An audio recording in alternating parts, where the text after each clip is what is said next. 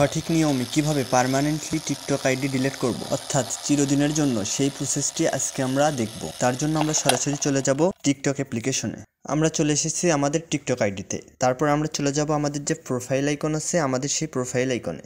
আমরা এখান থেকে চলে যাব আমাদের যে 3 ডট আইকন আছে এই 3 ডট আইকনে। তারপর এখান থেকে চলে যাব সেটিংস অ্যান্ড প্রাইভেসি এই অপশনে। দেন এখান থেকে আমরা অ্যাকাউন্ট অপশনে ট্যাপ করব।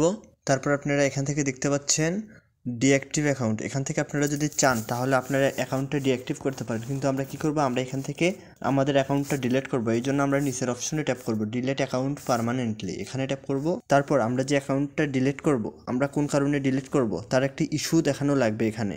আমরা কি করব, আমরা এখান থেকে আই হ্যাভ মাল্টিপল অ্যাকাউন্ট, আমরা এই অপশনটাতে ট্যাপ করব।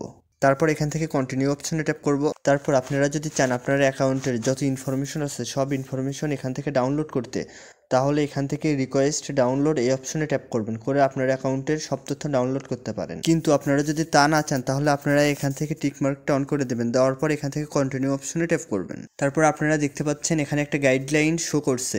এখানে বলা হচ্ছে যে আমরা যদি আমাদের অ্যাকাউন্টটা ডিলিট করার পর 30 দিনের মধ্যে আবার আমাদের অ্যাকাউন্টে লগ ইন করি তাহলে আমাদের অ্যাকাউন্টটা আর ডিলিট হবে না, আমাদের অ্যাকাউন্টটা পুনরায় ফিরে আসবে। ওই জন্য আমরা এখন কন্টিনিউ অপশনে ট্যাপ করব।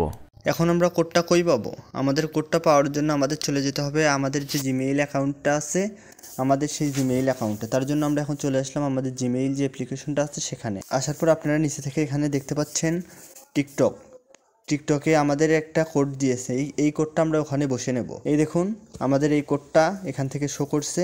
আমরা চলে আসলাম আমাদের টিকটক অ্যাপ্লিকেশনে। এখন আমরা এখান থেকে আমাদের কোডটা বসাবো। তারপর এখান থেকে ডিলিট অ্যাকাউন্ট অপশনে ট্যাপ করব। তারপর আপনারা দেখতে পাচ্ছেন এখান থেকে পারমিশন যাচ্ছে, আমরা কি এটা ডিলিট করতে চাই? ইয়েস, এই জন্য আমরা ডিলিট অপশনে ট্যাপ করব।